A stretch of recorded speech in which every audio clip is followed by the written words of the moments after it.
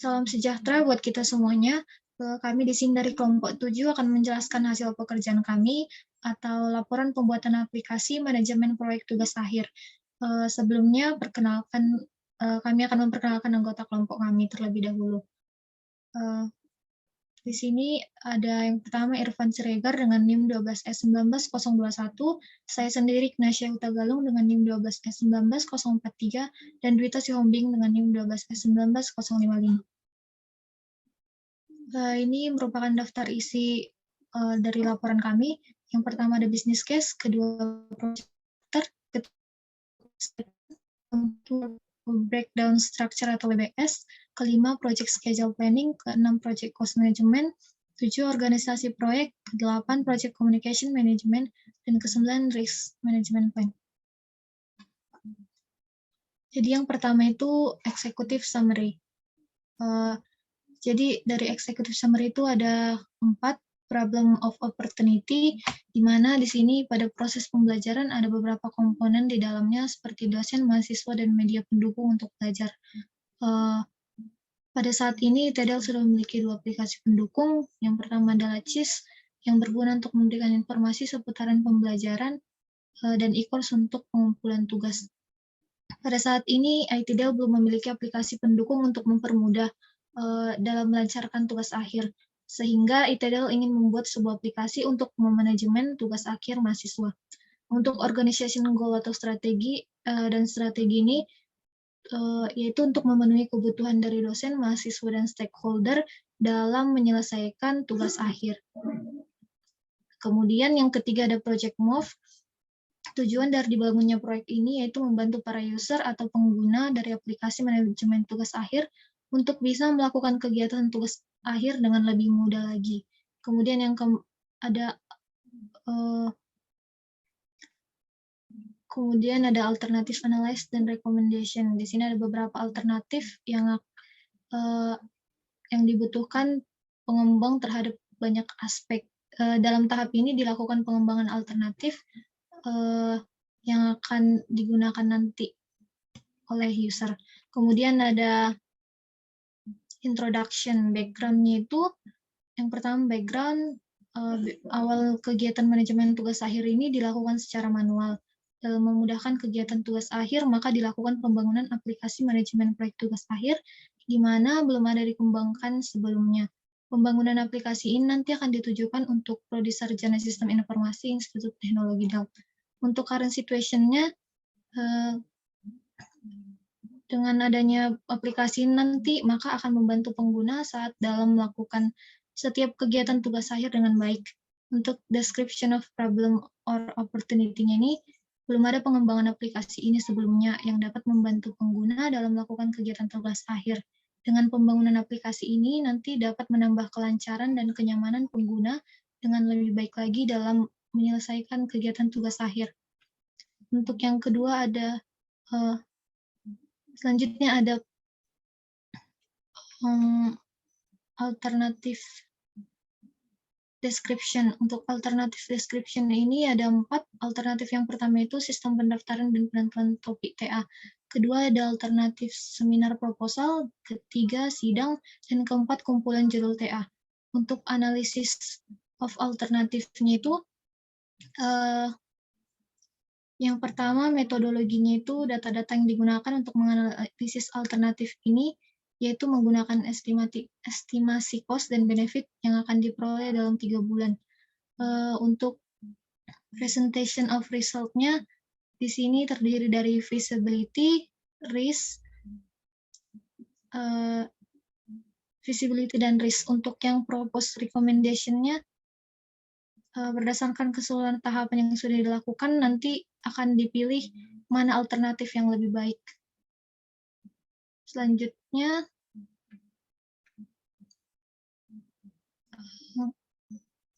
slide-nya bisa di slide selanjutnya. Untuk yang kedua, bagian kedua ada project charter. Di sini yang pertama itu ada general project information-nya, project name-nya, manajemen tugas proyek akhir. Eksekutif sponsornya Wakil Rektor Institut Teknologi DEL. Departemen sponsornya Institut Teknologi DEL. Project timnya itu ada 11 orang dengan posisinya ada project manager, sistem analis, programmer, dan tester. Ada juga di sini nomor telepon dan alamat email. Kemudian yang ketiga ada project description-nya. Aplikasi ini dibangun untuk memudahkan para mahasiswa, dosen, dan stakeholder lainnya dalam memanajemen tugas akhir mereka, baik dalam komunikasi maupun data seperti dokumen dan data diri mereka. Untuk yang keempat, move-nya itu dengan dibuatnya manajemen tugas akhir ini diharapkan akan membantu customer dalam menyelesaikan tugas akhir dengan lebih efektif. Proyek ini nanti akan membantu stakeholder, khususnya mahasiswa tingkat akhir, dalam menyelesaikan tugas akhir dengan lebih efisien dan lebih fokus. Kelima, ada project scope. Goals-nya itu ada 3, project ini akan dikembangkan yang akan dikembangkan adalah pembangunan sebuah aplikasi manajemen proyek tugas akhir untuk prodi sistem informasi. Dalam pembangunan ini akan dibuat fitur yang lengkap sesuai dengan kegiatan tugas akhir yang membantu para pengguna nantinya. Ketiga itu ada batasan proyek yang tidak untuk digunakan semua prodi di Institut Teknologi Dell, hanya sistem informasi saja. Kemudian keenam ada project scope schedule-nya itu project start dimulainya 30 Agustus dan akan berakhir tanggal 6 Desember 2021. Kemudian time project dan milestone-nya dan project review dan review dates-nya. Ketujuh, project budget summary. Perkiraan dana yang dibutuhkan itu sebesar 100 juta rupiah. Dan quality isunya menyediakan perangkat penyimpanan cadangan, melakukan proses backup dalam kurun waktu tertentu pada media penyimpanan terpisah dari perangkat pengembangan. Kemudian, yang ke-9, resource required. Ada people, project manajernya 1 orang, sistem analis 3 orang, programmer 5 orang, tester 2 orang. UI UX-nya ada 1 orang, quality assurance-nya 1 orang. Untuk teknologinya ada di sini database-nya itu menggunakan MySQL, OS-nya menggunakan Windows 7, 8, dan 10. Fasilitasnya akses internet, server, dan perangkat komputer. Asumsi dan risikonya itu, untuk asumsi, proyek yang diasumsikan sebagai sebuah proyek yang bertujuan untuk mengembangkan fitur pada tugas akhir. Proyek yang diasumsikan dapat mempermudah para pengguna yang akan melakukan kegiatan tugas akhir. Dan pengguna aplikasi ini membutuhkan manajemen tugas akhir yang lebih baik lagi agar terbantu dengan adanya pembangunan aplikasi ini. Untuk resikonya, proyek ini mengalami kegagalan apabila tidak ditangani oleh programmer yang handal. Dibutuhkan biaya dalam pembangunan aplikasi tersebut seperti perekrutan tim dan pengujian dari aplikasi. Untuk yang ke-11 ada project administration communication plan-nya itu. Bentuk komunikasinya itu yang pertama ada komunikasi formal yang dilakukan dengan rapat, kemudian tidak formal yang dilakukan dengan penyampaian memo atau melalui media komunikasi elektronik. Kemudian untuk komunikasi tertulis dilakukan dengan penyampaian memo, sedangkan untuk komunikasi tidak tertulis dilakukan dalam bentuk komunikasi langsung kepada pihak terkait atau secara tatap muka. Untuk scope management plan, setiap tahapan kegiatan yang dikerjakan dipastikan telah mencakup semua requirement. Quality management plan, pengorganisir proyek akan dilakukan sesuai dengan jadwal proyek yang telah disepakati sebelumnya. Dan di sini ada acceptance and approval-nya itu project sponsornya Cecilia H, departemen sponsornya Itadel, dan project manajernya Irfan Sregar. Untuk selanjutnya akan dijelaskan oleh rekan kami. Baik, terima kasih. Saya akan melanjutkan di mana part 1 ialah di sini bagian 3 ada project scope management. Part 1-nya ialah saya akan menjelaskan product scope description, yang kedua project constraint, yang ketiga product acceptance kriteria, yang keempat product requirement and characteristic, yang kelima deliverables.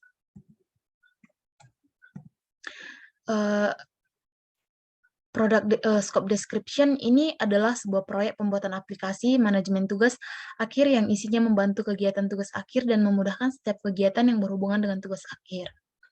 Di mana project constraint-nya ialah yang pertama penggunaan biaya adalah sebesar 100 juta.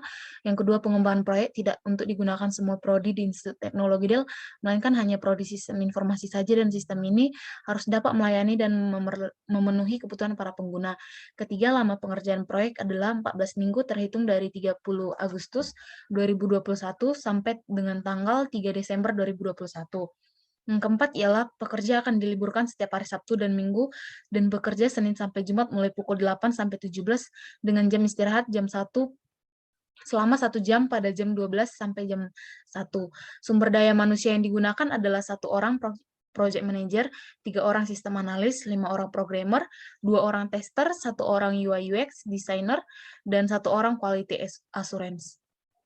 Di mana produk acceptance kriterianya ada 3, yaitu yang pertama jumlah pengunjung aplikasi per minggu 300, yang kedua dapat dibuka melalui aplikasi dan website, yang ketiga aplikasi dapat diakses dalam 24 jam. Produk requirement and karakteristik. Manajemen project tugas akhir ini harus memenuhi semua requirement yang ada pada requirement traceability matrix, dan di dalamnya terdapat beberapa hal seperti konten yang terdapat pada manajemen proyek tugas akhir.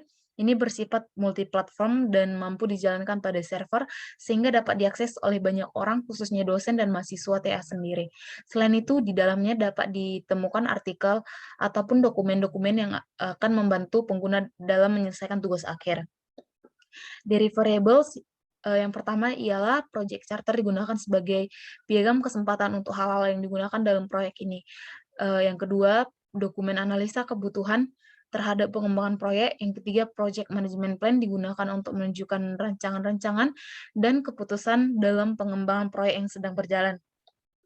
Yang keempat ada laporan statistik pengunjung aplikasi, bersihkan jumlah pengunjung aplikasi setiap harinya. Yang kelima ialah project management cost, berisikan detail-detail rancangan penggunaan biaya pada proyek ini. Yang ke-7 laporan akhir proyek. Yang ke-8 ialah dokumen finalisasi dan arsip. Pada bagian 4 akan membahas work breakdown structure. Berikut ini adalah work breakdown structure pada proyek pembangunan aplikasi manajemen tugas akhir.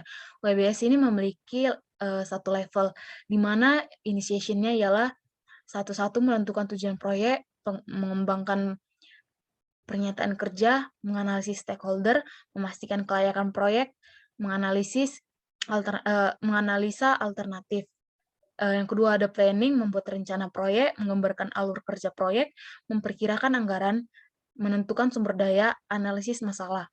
Yang ketiga ada execution, di mana ada detail alur kerja, melakukan pertemuan dan memberikan arahan. Yang selanjutnya implementasi. Yang keempat ada kontrol, di mana kontrol ini ada 3. Yang pertama ialah memonitor sistem, yang kedua memasukkan data, yang ketiga testing, yang kelima ialah closure. Di 5.1 ialah analisis proyek, 5.2 evaluasi kerja, 5.3 laporan proyek akhir, 5.4 presentasi, 5.5 tinjauan post-perform, 5.6 dokumentasi akhir. Sedikit kami jelaskan di mana menentukan tujuan proyek ini adalah memastikan proyek jelas dan dapat berhasil dalam waktu yang ditentukan. Mengembangkan pernyataan kerja ialah mengidentifikasi kebutuhan risiko dan peluang proyek. 1.3 menganalisis stakeholder ialah mencari tahu siapa dan apa saja yang akan mempengaruhi proyek. 1.4 memastikan kelayakan proyek, mengidentifikasi masalah yang akan diselesaikan dan memberi solusi terbaik. 1.5 menganalisis alternatif, menggunakan alternatif terbaik untuk proyek yang efisien. Penjelasan untuk planning 2.1 ialah membuat rencana proyek, di mana di sini mengidentifikasi waktu, tugas yang dikerjakan, dan risiko yang dapat terjadi. Penjelasan 2.2 ialah menggambarkan alur kerja proyek. Di sini untuk memastikan semua alur sesuai dengan yang sudah disepakati dari awal. Untuk 2.3 penjelasannya ialah memastikan berapa banyak biaya yang akan dikeluarkan dan menghitung beberapa pengembalian. Untuk penjelasan 2.4 ialah menentukan sumber daya. Setiap tim diberikan tools untuk menyelesaikan tugas proyek. 2.5 melihat kemungkinan ada masalah di sini, untuk mengidentifikasi apa yang dapat menghambat alur proyek dan merencanakan solusi untuk mempertahankan proyek. Yang selanjutnya execution. Penjelasan dari 3.1 ialah detail alur kerja, di mana pada detail alur kerja ini memastikan setiap alur sesuai rencana dan setiap anggota tim mendapatkan tugas yang sesuai. Yang 3.2 ialah melakukan pertemuan dan memberikan arahan. Penjelasannya di sini ialah memastikan setiap anggota tim memahami dengan jelas tugas yang harus diselesaikan dan diberi pelatihan. 3.3 ialah implementasi, pengimplementasian setiap code dan kebutuhan proyek. 3.4 controlling. Penjelasannya ialah memastikan setiap proyek sudah memenuhi sasaran kualitas kerja. 3.5 melakukan testing, memastikan pengimplementasian sudah sesuai dengan catatan untuk proyek. 3.6 dokumentasi, memastikan setiap tahapan proyek berjalan sesuai rencana dan dapat dilakukan banding pada tahap lainnya. Untuk controlling, kontrol 4.1 ialah memastikan atau membandingkan apakah sistem sudah sesuai dengan standar yang ditentukan. 4.2 memasukkan data hasil analisis setiap tahap dari awal sampai akhir. 4.3 pengujian dalam menilai tingkat fungsional suatu aplikasi program. Closing atau penutup ialah 5.1 memastikan tujuan proyek sudah terpenuhi dan setiap masalah awal sudah diselesaikan. 5.2 memastikan proyek sudah sesuai dengan tujuan, memenuhi ketepatan waktu, kualitas, dan sesuai dengan keinginan project owner. 5.3 memastikan proyek sudah dilakukan dengan baik dengan menunjukkan dalam laporan akhir. 5.4 presentasi dilakukan di depan klien untuk memastikan proyek sudah sesuai dengan keinginan klien. 5.5 meninjau apakah saat pengerjaan proyek terdapat kecelakaan kerja dan mengidentifikasi korban. 5.6 ialah dokumentasi akhir, memastikan setiap tahap proses proyek dijalankan dengan baik dan sesuai dengan keinginan stakeholder dan memiliki kualitas yang seperti yang diinginkan. Yang selanjutnya ialah bagian 5. Project Schedule Planning. Yang 5.1 membahas project time manajemen tugas akhir.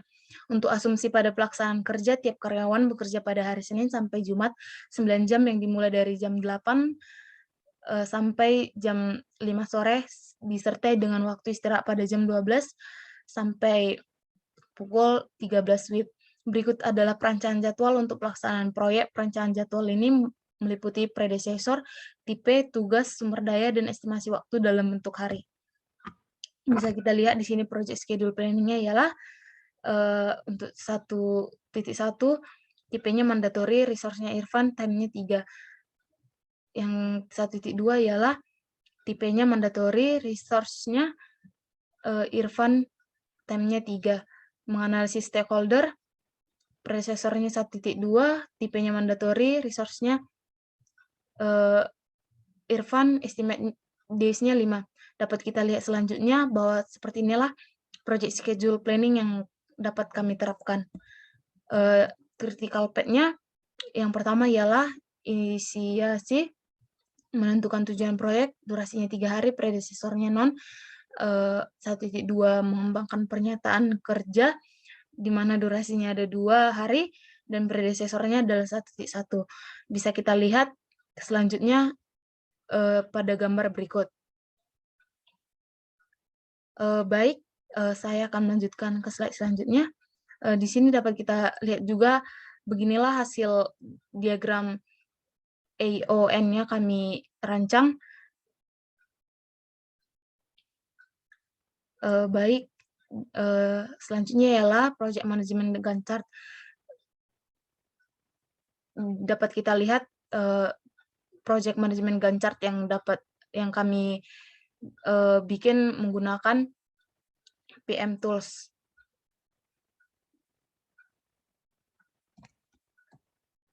Baik, mungkin yang selanjutnya dapat dilanjutkan oleh rekan saya.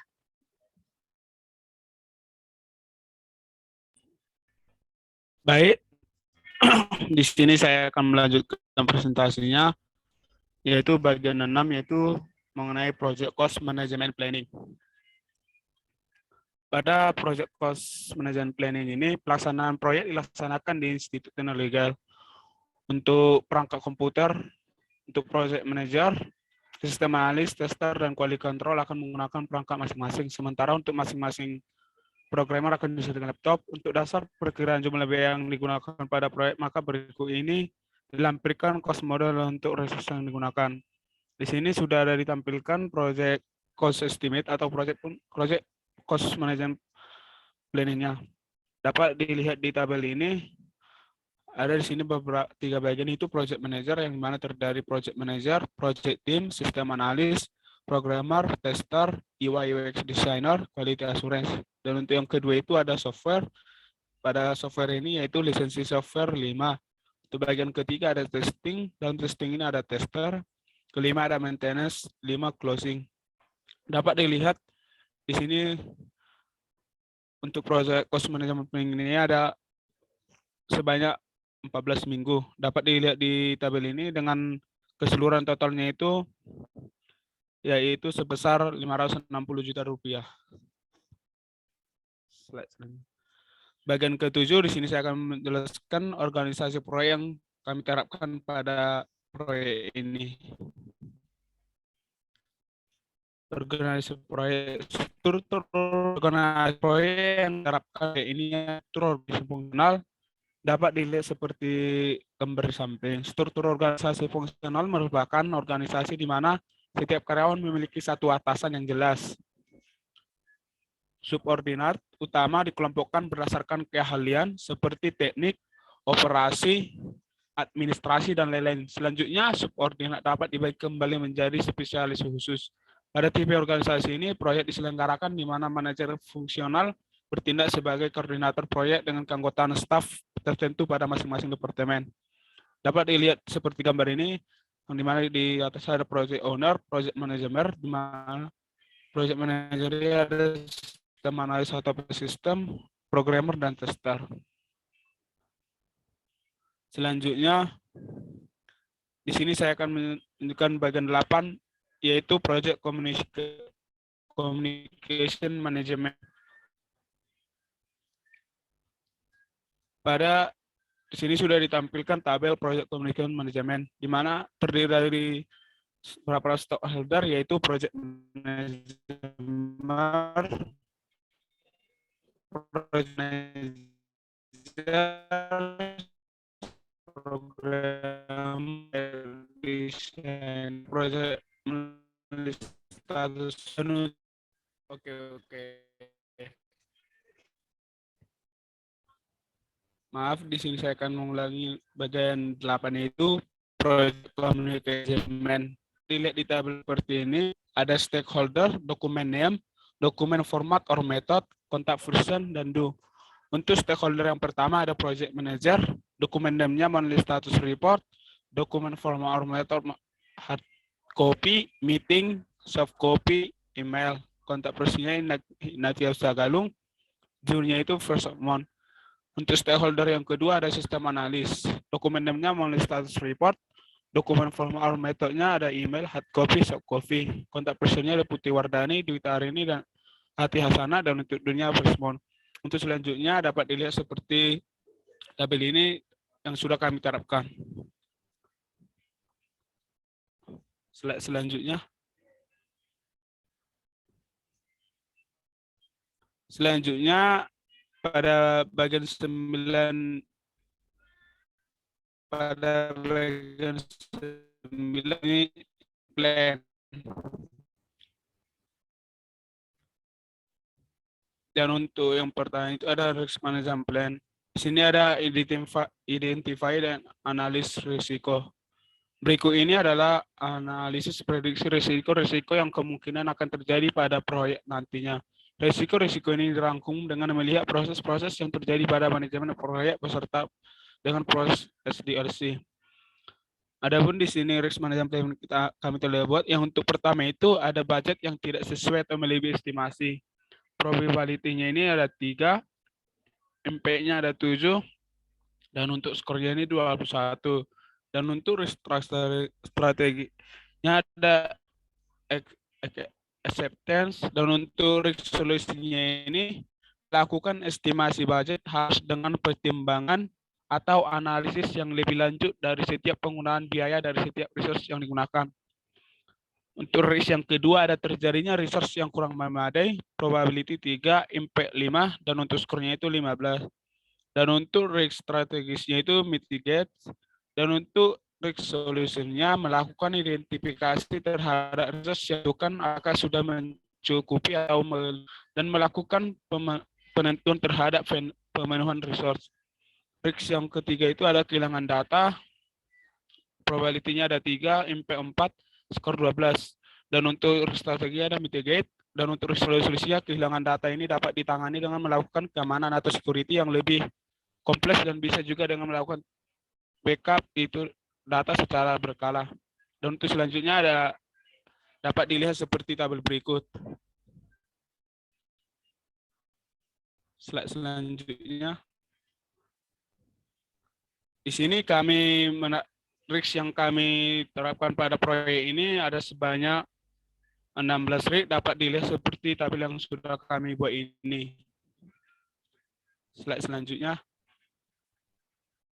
Adapun di sini risk ranking yang telah kami buat yaitu risk yang pertama terjadinya penyalahgunaan data internal, skornya 24, ranking yang 1.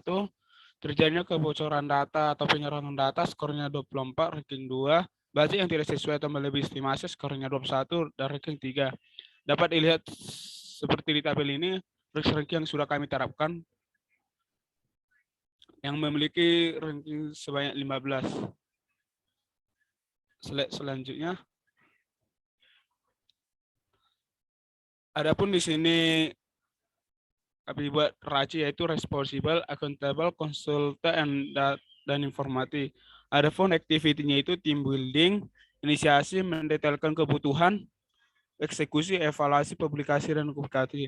Adapun versionnya itu project manager, di mana untuk activity-nya itu yaitu accountable, yaitu orang yang bertanggung jawab pada suatu tugas atau pekerjaan yang memiliki wewenang untuk memutuskan suatu permasalahan atau perkara. Selanjutnya ada sistem analis, tim buildingnya consulted, inisiasi consulted, mendetailkan kebutuhan responsible, eksekusi consulted, evaluasi responsible, publikasi komunikasi,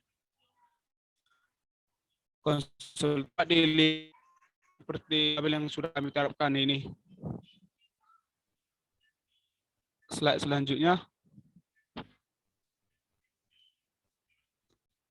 Baik, demikianlah presentasi mengenai laporan proyek kami yang kami buat. Apabila ada terdapat kesalahan, tutur kata, ataupun tingkah laku kami selama melakukan presentasi, kami mohon maaf atas perhatiannya. Kami ucapkan terima kasih.